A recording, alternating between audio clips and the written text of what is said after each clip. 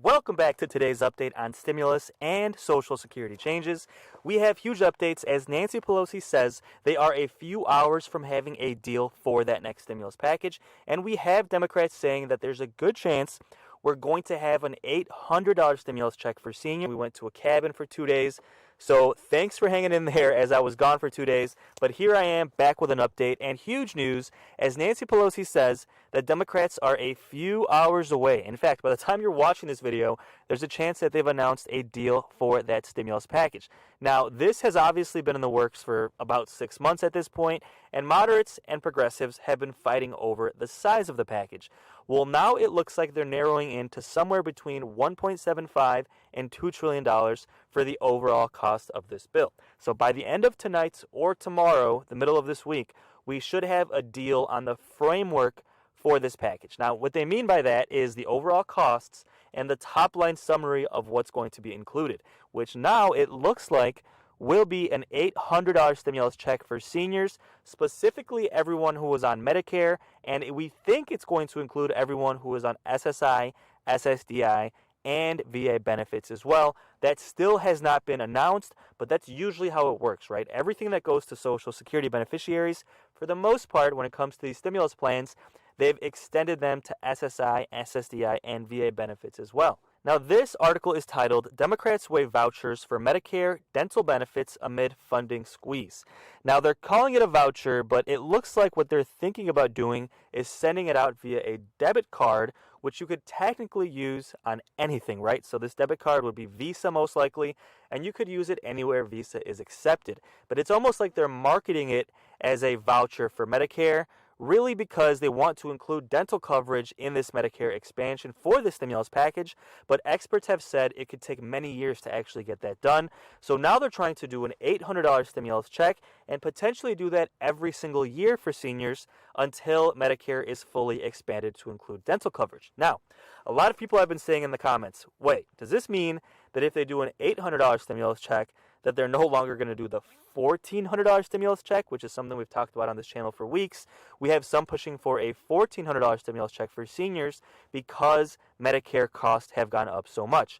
Well, it still is not clear, so we'd have to wait and see.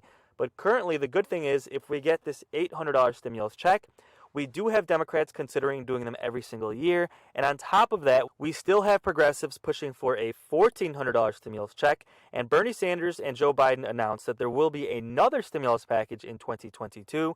So something that could potentially happen is we get an $800 stimulus check for seniors now in this current stimulus package, then potentially a $1,400 stimulus check in the next package in 2022.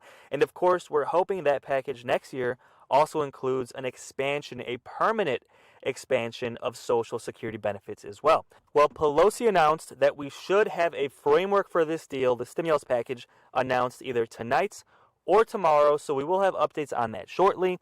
But it looks like Pelosi has been having a lot of intense meetings with conservatives and progressives, and she is urging the Democratic caucus as a whole to embrace this deal that they're going to announce, because when Pelosi announces this deal, it's going to be Pelosi, Schumer, and President Biden announcing this deal and the framework, and the Democrats are going to find out almost just right when we do. And we've seen it before, right, where the stimulus package, the details aren't announced until the day before it's approved, and the leaders like Pelosi, Chuck Schumer, President Biden, they basically announce the package, and they tell the senators and the House of Representatives, all right, guys, this is the deal. This is the best we can do. We need you guys to vote and approve this. And that's what happened with the last stimulus package with the third stimulus check, and that's kind of what's happening now. Pelosi is telling them, guys, this is the best we're going to get. This is the most that we could get out of Kyrsten Sinema and Joe Manchin. So we're going to have to vote and get this approved. And she is urging the Democratic caucus to embrace this deal that they're about to announce, kind of bracing them to say, hey, it's a compromise. It's not perfect, but this is the best we're going to do. And she's been meeting with Joe Manchin, with Kyrsten Sinema, with Jayapal, everybody from the progressive side and the conservative side, and she just had a meeting with Jayapal, which is the representative from Washington, and the meeting seemed to have gone relatively well. Now, Pelosi promised progressives, We will not vote on the infrastructure plan. Remember, we're still doing that physical stimulus plan, which moderate Democrats and Republicans want to get done. The Senate already approved that bill, and now we're waiting for Democrats to approve it in the House so President Biden can fully sign it into law. Now remember, progressives did not want to vote on that one until they also voted on the stimulus package to make sure that both got done and that the stimulus package wasn't just kind of left out, as conservatives would really have no incentive to vote for that stimulus plan once the physical stimulus plan was done, if that kind of makes sense. Well, Nancy Pelosi promised progressives once again that they will not vote for the physical stimulus plan until they have a guarantee that the other stimulus package will be approved as well. Well, most progressives are happy with that, but Jayapal, which again is the progressive representative from Washington, she said she will not even vote for the physical stimulus plan unless they have a promise that immediately afterwards, meaning right afterwards in the House, they will take the American Family Stimulus package to a vote as well. So Pelosi promised to have a deal on principle on the stimulus plan before they bring the physical stimulus plan to a vote, and most Democrats are happy with that. But Jayapal, which is one of the most progressive representatives in the House, says she doesn't only want a promise, she wants the bill actually brought to a vote immediately afterwards. Now, is Pelosi going to be able to deliver on that? We'll have to wait and see, because Pelosi has promised conservatives to bring the physical stimulus plan to a vote on Thursday. So that's 2 days from now. So is 2 days going to be enough to completely write the stimulus package and bring it to a vote on the same day? We'll have to wait and see. Pelosi said the stimulus plan is 90% written, so there's a chance that it could happen on Thursday as well, but again, we'll have to wait and see. Now, one of the main things that they're still arguing about is exactly how to pay for this stimulus plan, right? And what has emerged is a tax specifically for billionaires. Now, originally, if you remember, this stimulus package was supposed to be paid for by taxing everybody making over $400,000 per year and increasing the corporate tax from 21% to about 26%. Well, Kyrsten Sinema did not want to do either of those things. She doesn't want to raise taxes on corporations, and she doesn't want to raise taxes on people making over $400,000 per year. So the solution Democrats have found is basically a wealth tax. So taxing billionaires specifically on their wealth. So taxing billionaires on their assets and using that money to pay for the stimulus package. Now, exactly how that would work still has not been announced. We expect that to either be announced tonight or tomorrow morning, so I'll keep you updated on the details of that wealth tax. But a lot of people are already arguing, first of all, is it okay? Is it morally okay to tax billionaires even further than anybody else just to pay for the stimulus packages? Well, in my opinion, yes. I think it's completely okay. And then secondly, they're saying, is it even legal based on the Constitution? Can you tax a billionaire's assets? So what we're thinking here is if Elon Musk, for example, or Bill Gates, if they own a mansion worth $50 million, can you add an additional billionaire tax to that house on top of the regular property tax? Or if they own a stock, for example, Bill Gates owns Microsoft stock, can you tax him for owning that stock because he's a billionaire? So some conservatives are saying you can't, but it looks like this is most likely going to end up in that package. But it is the main thing they're trying to figure out now, because remember, this package has to be fully paid for. President Biden has said it, Joe Manchin has said it, and that is one of the main things Joe Manchin has said. He wants this stimulus package to be fully paid for, otherwise he is not going to vote to approve it. Now, Joe Manchin actually recently held an interview discussing his thoughts on the stimulus package and where negotiations stand today, including why he wants the stimulus package to be fully paid for, and why he thinks the fact that inflation has been lasting longer than we thought is one reason why he wants the stimulus package to be closer to $1.75 trillion and not the $3.5 that President Biden wanted, as well as the fact that they expect a framework to be in place by the end of this week. They also discussed the fact that Kyrsten Sinema is going to have pressure on her to get on board for the stimulus package, especially now that Joe Manchin seems to be mostly on board, and the fact that he has been meeting with progressives like Bernie Sanders and Jayapal so they can try and genuinely come to a compromise on this package. So let's quickly take a look and see what Joe Manchin had to say. Let me know your thoughts in the comments below. And again, don't forget to subscribe. We will have updates on this stimulus package, as Nancy Pelosi has promised to have a framework deal by tomorrow and at the very latest by the end of this week. But again, subscribe, I'll keep you posted, and let's take a look and see exactly what Joe Manchin had to say, and let me know your thoughts in the comments below. Senator, thank you for coming. Anything new lately? Not much. There's been reported in the press that you were spending the weekend in Delaware. Anything you can tell us about what happened? Well, I had a nice visit. I really did. I had a nice visit. President Biden and I have known each other for quite a while, but, you know, knowing each other in the political arena and then knowing each other as a person is a different setting. So since he's been president, we've got to know each other as who we are and who hopefully he knows who I am. And I've just basically said to the president, I said, Mr. President, my philosophy of politics is this. When I got involved in 1982, I always thought government should be my partner, not my provider. And I meant that literally and figuratively. And I said my reason for that is that then when I became governor and Sharon Rockefeller was the first lady of West Virginia and did an unbelievable job when Jay was the governor, and watched how they conducted themselves. And I'll never forget one time Sharon and I were talking and she says, Joe, I think my dad and you would have got along just fine. Right. And Senator Percy, and I took that as a compliment. She knows how I felt about that. But anyway, we start looking at what's going on, where we are, and this and that and that. And I said, my reason for saying that is that I have a moral responsibility to take care of those who can't take care of themselves. And I think government has that moral responsibility. Government has a moral responsibility to do things that basically the private sector won't do, or it's too risky for them. We got to jump out and be creative and do things. And then the private sector will jump in, and the entrepreneurs will take over, and Steve and all of his group will jump in there and make things happen. We'll take the risk out of it, but we, shouldn't be on the front end putting everything and taking care of everybody. But as a result of the session you had with the president, do you think you came away with an understanding of where the country is going on all these bills? Well, and I've said this, I think all of you remember maybe a couple months ago, I said I really thought long and hard about taking a strategic pause. And the reason I said maybe we should take a strategic pause and reevaluate what we're doing, and to the extent of what people want to do. My reason for saying that was a lot of the things that are in this reconciliation bill, a lot of the things there we had covered in the ARP, American Rescue Plan, at $1.9 trillion. And if you look at the American Rescue Plan bill that we did, it covers a lot of the things they're talking about clear up through 2022 and into 23.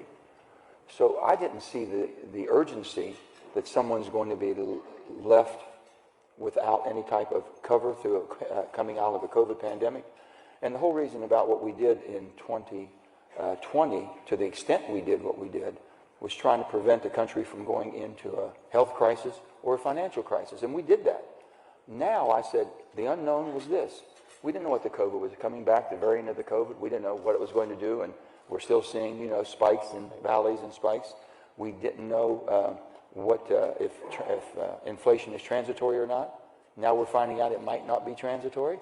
And then the biggest thing that I had concerns about, which you don't hear people talk about much, was the geopolitical fallout of how we left Afghanistan.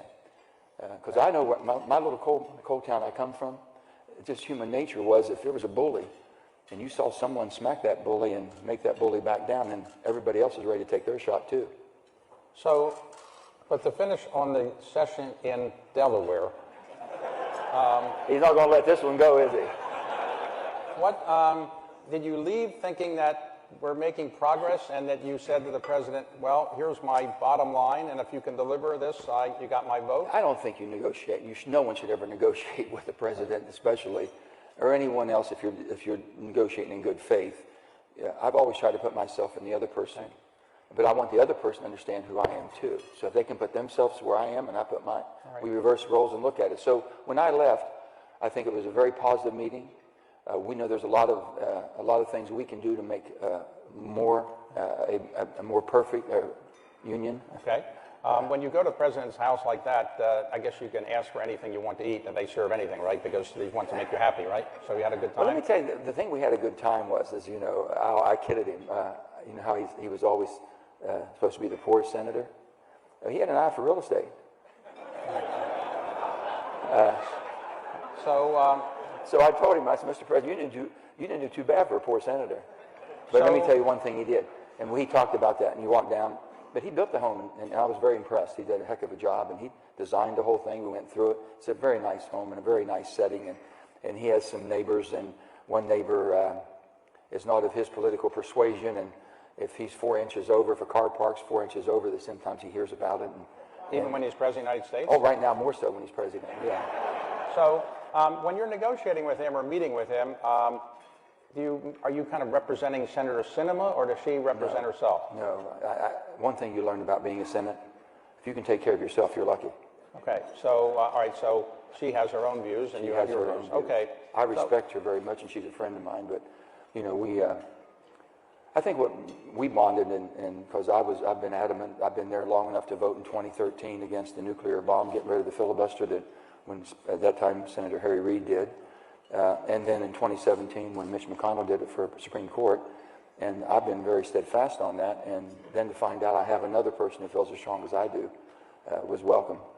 Okay, so is all of the attention you're getting pleasurable or actually a pain in the something or another? Yeah, I wouldn't, this position, I guess, I wouldn't wish it on anybody. And people keep talking about power. You know, everybody, I look at this room and all the power in this room, and you all been around, all of us have been long enough, and watching life and watching how people basically navigate life.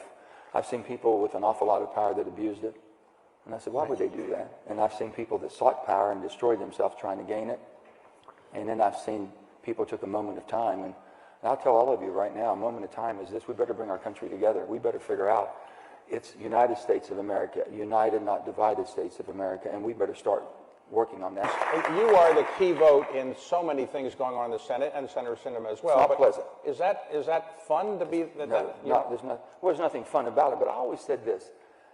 I kept thinking, because I was a governor in 2009 when they were doing the American Rescue Plan, the Affordable Care Act, and I kept thinking, if I'd have been governor, if I'd have been senator at that time, it come down to a swing vote like it did with a couple of the moderates at that time, I think maybe I could have made a little bit of a difference there, and because I understood how it was delivered in the states, and people that were going without and people that needed it, but also people that could abuse it and take advantage of it. And I thought there's a better way to do it. Lo and behold, 10 years later, I found myself in a position, and about every vote, 50-50 Senate. Who would have thought that it had come down to this? So is this making you more popular in West Virginia or less popular, all this attention, or is it? Depends on what corner of town you go to. Right. So, and you go back almost... I go back all the time, yeah. And I love my state, and I'm born and raised in a little coal mining town, Farmington, 400 or 500 people. And I just saw people that worked all the time and kind of shared what they had and took care of each other and took care of those who couldn't take care of themselves if they were mentally or physically handicapped. The town always picked them up. I mean, I saw all the good in what we are, a small town America, and what the United States is, and I thought, well, maybe the whole country's that way. Now, the House has announced that I think it's going to have a vote on two bills, the infrastructure bill, which has passed the Senate, and maybe the larger bill that we've been talking about that would be subject to reconciliation. Do you know what's in the reconciliation bill that the House is going to vote on? Well, the House, I haven't seen their bill. Whatever they do, they'll send, if they pass it, they'll send it to us, and then what we'll do is look at it from the standpoint, and then if it goes into conferees, or if they don't want it to go into conferees, who accepts which version of it. But I haven't seen all the text yet, so I've said this: I'm very, very supportive. I think the president's done an admirable job of putting people together and making us talk and work through our differences and at least understand each other.